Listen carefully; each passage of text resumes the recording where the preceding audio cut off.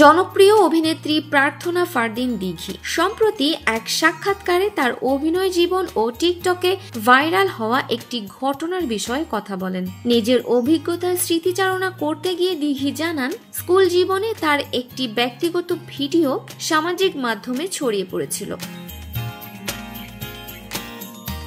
দিঘি বলেন, ক্লাস 10-এ থাকতে আমার একটা প্রাইভেট ভিডিও এক ব্যক্তি পাবলিক করে দেন।